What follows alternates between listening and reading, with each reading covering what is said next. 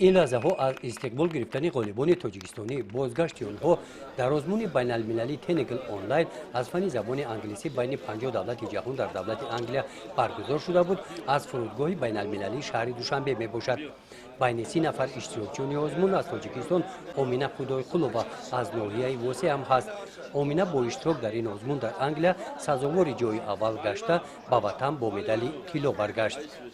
همچون یک جوانی دوران صاحب استقلال شکرانه چنین دولت آباد و آسوده می نمایم و منتداری خودم را اولا به اساسگذاری صلح و وحدت ملی پیشوای ملت پرزیدنت جمهوری تاجیکستان محترم امامعلی رحمان به والدین عزیزم و تمام استادانم از جمله استاد عزیزم فتح جمال‌الدین میرسانم و کوشش می نمایم تا در آینده پرچم جمهوری تاجیکستان عزیزمان را از این هم بلندتر پرافشانم.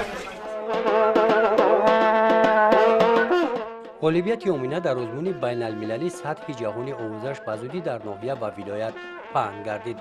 این لحظه ها از استقبال آمینه خدایقلووا در مرکز ناحیه واسه می باشد.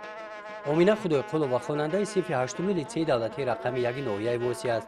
او نخست طریق آنلاین در این آزمون بین المللی اشتراک ورزیده غالب آن گردید و همینطور برای اشتراک در دور جنبسته آزمون به دولت انگلیا رخصت گرفت.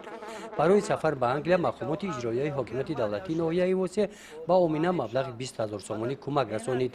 آمینه مقصد دارد که در سمت آموزش زبان‌ها منبع نیز کوشش نموده سویه دانشش را بلند برداشته منبع هم نتیجه های باز هم بلندتر را صاحب گردد.